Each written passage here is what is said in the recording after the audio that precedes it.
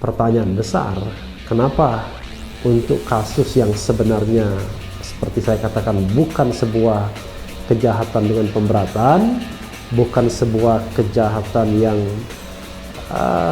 dari sononya kejahatan ya, seperti saya katakan malah inse ya, sebuah kejahatan yang memang dari sononya merupakan tindak pidana, mengapa diperlakukan secara luar biasa seperti ini?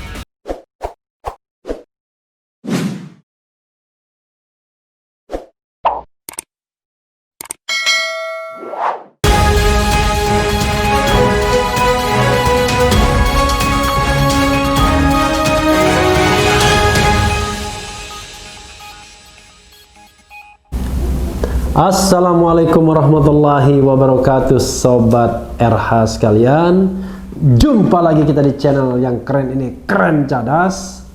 Kali ini kita tetap dengan breaking news ya, soal penembakan 6 laskar Front Pembela Islam, dan ditambah lagi mengenai penersangkaan Habib Rizik Syihab oleh Polda Metro Jaya. Banyak berseliweran berita di media, salah satunya bahwa Polda Metro tidak lagi ingin melayangkan surat panggilan tapi langsung mau tangkap Habib Rizik. Nah, Sobat era sekalian, seperti biasanya di Front TV ya, televisi Front Pembela Islam, Habib Rizik akhirnya mengucapkan atau menyampaikan pesan bahwa ia akan datang ke Polda Metro Jaya memenuhi panggilan. Kali ini bukan diminta klarifikasi lagi sebagai saksi, melainkan sebagai tersangka. Jadi sudah pro justisia. Sobat era sekalian, memang luar biasa ya perlakuan terhadap Habib Rizik ini. Kalau kita lihat kasusnya ya tidak berat-berat amat. Dalam tanda kutip hanya kasus kerumunan, tetapi perlakuannya luar biasa. Tetapi akhirnya memang pasal yang dikenakan tidak sekedar Undang-Undang 6 tahun 2018 tentang kekarantinaan kesehatan. Di situ ancaman hukumannya hanya 1 tahun dan atau denda 100 juta rupiah. Tapi ini digunakan pasal 160 KUHP, Kitab Undang-Undang Hukum Pidana tentang penghasutan, dan ancaman hukumannya 6 tahun. Pakar pidana sebagaimana kita singgung kemarin, Abdul Fikar Hajar mengatakan pengenaan pasal itu adalah legitimasi untuk menahan, terlebih dulu menangkap dan menahan Habib Rizik sepertinya. Kita lihat Sobat era sekalian, bagaimana nanti pemeriksaan, apakah Habib Rizik akan langsung ditahan, apakah dibiarkan untuk pulang. Mengingat kalau kita baca pernyataan dari Kapolda Metro Jaya, dari pihak kepolisian, luar biasa ya. Yang dipikirkan adalah bagaimana menangkap dan tentu saja menahan Habib Rizik.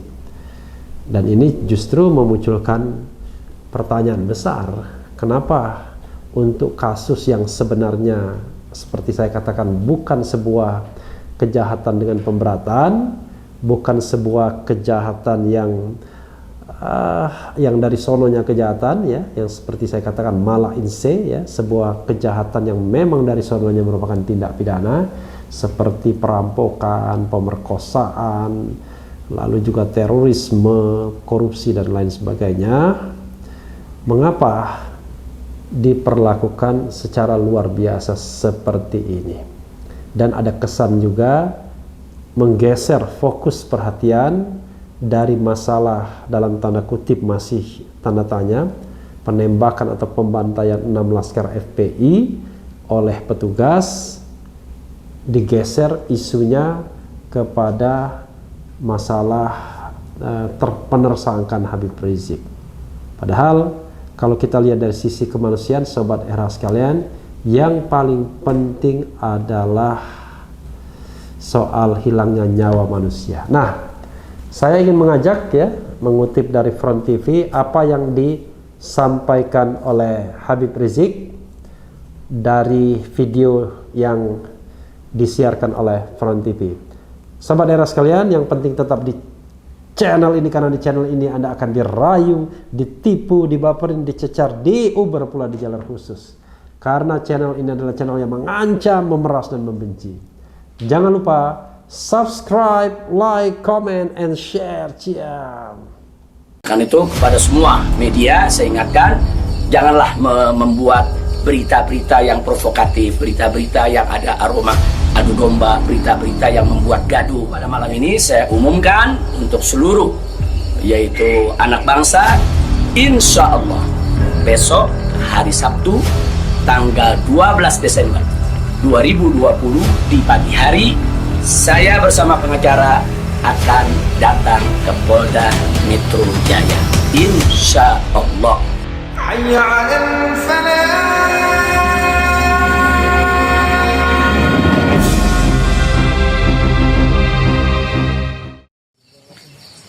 Assalamualaikum warahmatullahi wabarakatuh. Kepada segenap rakyat dan bangsa Indonesia yang saya cintai, semoga kita tetap selalu menjaga protokol kesehatan, tetap selalu berupaya secara bersama-sama mengatasi pandemi yang sedang melanda kita punya negeri. Insya Allah, Allah angkat segera pandemi yang terjadi saat ini. Amin ya rabbal alamin. Nah, kepada seluruh masyarakat, dalam kesempatan ini saya ingin menyampaikan hal yang saya pandang amat penting sekali berkaitan dengan status saya sebagai tersangka di Polda Metro Jaya. Nah, yang ingin saya sampaikan di sini adalah pertama, bahwa saya tidak pernah lari apalagi sembunyi. Sekali lagi saya ulangi, saya tidak pernah lari dan tidak pernah sembunyi. Karena selama ini pada proses pemulihan, saya lebih banyak duduk di Pondok Pesantren Alam Agrokultural Markas Syariat Megamendung. Karena di pesantren ini udaranya sangat asri, segar, jadi untuk pemulihan luar biasa bagusnya. Sekali-sekali saya turun ke Petamburan, saya turun ke Sentul untuk menengok anak dan cucu. Jadi bagian pertama yang ingin saya tekankan adalah saya tidak pernah lari apalagi sembunyi dari panggilan polisi. Yang kedua, saya juga tidak pernah mangkir dari panggilan Polda Metro Jaya. Nah, kenapa saya katakan saya tidak pernah mangkir? Pada panggilan yang pertama, yaitu hari Selasa tanggal 1 Desember 2020, ketika itu saya tidak bisa memenuhi panggilan, saya kirim pengacara. Pengacara datang ke sana, bertemu dengan penyidik, menyampaikan surat secara resmi, minta penundaan, dan alhamdulillah penyidik bisa memahami dan menerima. Akhirnya sepakat bahwa saya diundurkan untuk panggilan yang kedua. Nah, untuk itu saya apresiasi, saya hargai sikap penyidik yang sangat kooperatif, sangat baik. Terima kasih. Nah, kemudian pada panggilan yang kedua, yaitu pada hari Senin tanggal 7 Desember 2020. Nah, ketika itu saya melihat posisi pemulihan kita memang masih perlu penambahan sedikit waktu. Dan lagi-lagi saya tidak mangkir, tapi saya kirim pengacara saya bertemu kembali dengan para penyidik. Kita sampaikan surat, kita sampaikan permohonan, dan alhamdulillah permohonan tersebut diterima secara baik oleh para penyidik. Lagi-lagi di sini saya ingin sampaikan apresiasi dan terima kasih kepada para penyidik di Polda Metro Jaya. Nah, pada hari itu juga, yaitu di pagi hari Senin tanggal 7 Desember, ada kesepakatan, yaitu antara para pengacara dengan para penyidik, juga dengan keridoan saya, di mana kita sepakat bahwa saya akan datang ke Polda Metro Jaya pada hari Senin tanggal 14 Desember 2020. Itu sudah merupakan satu komitmen. Artinya komitmen kita akan datang, insya Allah sehat walafiat, tidak ada halangan lagi. Nah, ini yang perlu kita sampaikan, dan komitmen ini kita jaga betul. Karena saya akan selalu memegang komitmen dengan pihak manapun kalau kita sudah membuat satu kesepakatan, satu perjanjian. Nah, karena itu di sini yang perlu saya sampaikan juga pada hari yang sama, yaitu pada tanggal 7 di hari Senin tersebut, secara mengejutkan, sebagaimana kita tahu semua, di mana di siang hari Bapak Kapolda Metro Jaya mengumumkan tentang tragedi penembakan 6 Laskar FPI yang selama ini setia mengawal saya. Nah, tentu ini satu peristiwa sebetulnya tidak ada sangkut paut dengan soal panggilan saya. Maka itu pada pagi hari itu saya tetap kirim pengacara, saya tetap mengurus urusan panggilan, karena memang kita tidak pernah sangka kalau penembakan itu berkaitan dengan Polda Metro. Karena saat itu kami masih mengira kalau itu adalah orang tak dikenal. Nah, ala kulihal, setelah itu yang mengejutkan kami pada hari Kamisnya, yaitu tanggal 10 Desember 2020, secara tiba-tiba Polda Metro Jaya mengumumkan saya sebagai tersangka. Ya, tentunya saya, para pengacara semua terkejut karena 2 panggilan sebelumnya itu saya masih berstatus sebagai saksi, dan itu pun belum sempat diperiksa. Rencana pemeriksaan tanggal 14 Desember, yaitu hari Senin yang akan datang ini. Nah, tapi karena memang pengumumannya begitu mengejutkan, pada hari Kamis tersebut saya sebagai tersangka, kemudian mendengar itu tidak benar kalau ada mengabarkan saya sembunyi, saya lari, tidak benar. Saya tetap berada di markas syariat Megamendung. Nah, begitu hari Kamis ada pengumuman semacam itu, Jumat pagi tanggal 11 Desember itu kita kirim lagi para pengacara untuk bertemu dengan penyidik, dan alhamdulillah terjadi pertemuan dengan penyidik. Nah, ditanyakan oleh para pengacara bagaimana komitmen yang hari Senin tanggal 14, apa itu batal atau bagaimana. Nah, kalau saya pribadi ingin tetap berpegang kepada komitmen, karena kita ini ustadz, dai, bergerak di bidang agama, tidak layak kalau kami itu membatalkan perjanjian atau suatu komitmen. Nah, kita dapat jawaban dari para penyidik. Kelihatannya mereka tidak mau menunggu sampai hari Senin, mereka minta lebih cepat.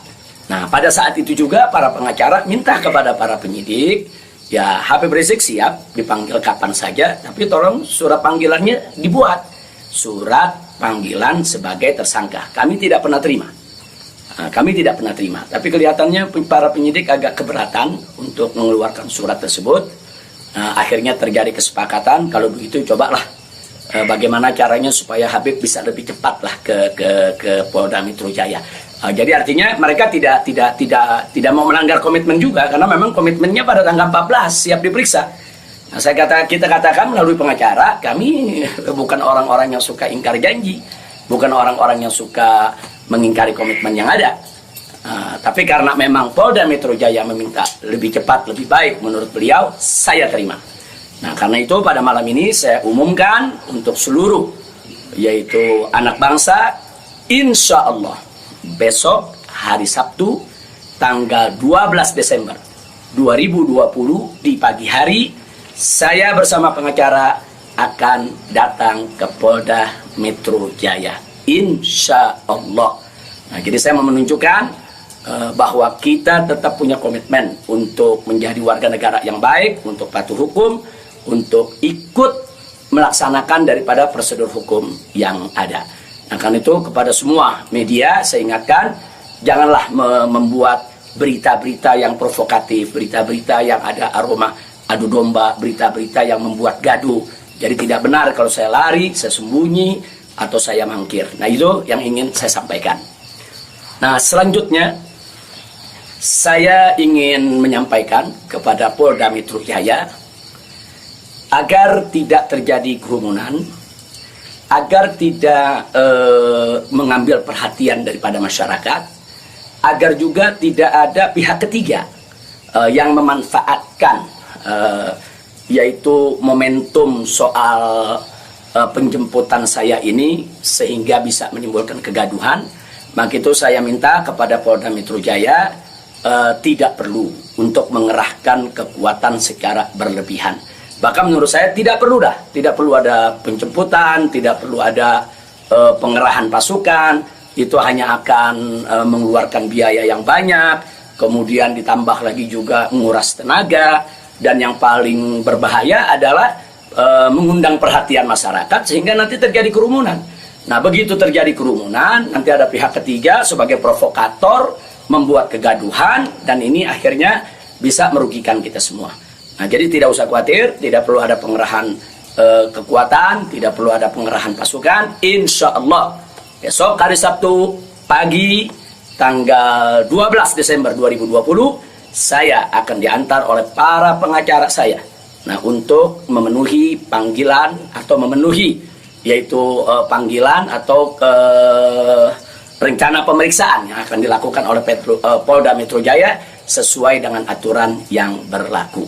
Nah, ya, yang berikutnya yang tidak saya lupakan kepada seluruh umat Islam. Kepada seluruh umat Islam, saya minta juga tidak membuat kerumunan. Nah, jadi jangan sampai mengganggu daripada proses hukum ini. Sabar, tenang, ikuti proses hukum ini dengan baik, sesuai dengan aturan yang ada. Banyak-banyak berdoa. Nah, mudah-mudahan semua berjalan dengan baik. Insya Allah Allah memberikan keamanan, keselamatan, kemenangan, dan lain sebagainya. Jadi tolong jangan buat kerumunan karena kita sudah punya komitmen. Bagaimana untuk tetap menjaga protokol kesehatan, bagaimana kita bersama-sama dengan semua komponen anak bangsa yang ada untuk mengatasi pandemi di kita punya negeri. Nah, jadi sekali lagi saya ulangi kepada Polda Metro Jaya, saya minta tidak perlu untuk mengerahkan pasukan, apalagi secara berlebihan, karena akan mengundang perhatian, mengundang kerumunan, bahkan bisa memberi kesempatan kepada pihak ketiga, provokator, untuk membuat kegaduhan. Nah, ini kalau ini terjadi, akhirnya kita semua rugi. Nah, tidak usah khawatir, saya pegang komitmen, insya Allah besok hari Sabtu pagi saya akan hadir di Polda Metro Jaya bersama para pengacara saya. Dan kepada umat Islam sekali lagi, jangan bikin kerumunan. Apalagi sebab kalau bikin kerumunan lagi nanti ada provokator, ribut lagi, gaduh lagi. Saya tidak mau ada kegaduhan, saya tidak mau ada kerumunan. Saya ingin pemeriksaan itu berjalan secara baik sesuai dengan undang-undang yang berlaku. Dan kepada masyarakat cukup doakan dari rumah agar saya, begitu juga para pengacara semua, diberikan kekuatan oleh Allah Subhanahu wa Ta'ala. Itu saja. Terima kasih. Jazakumullahu khairal jaza. Wassalamualaikum warahmatullahi wabarakatuh.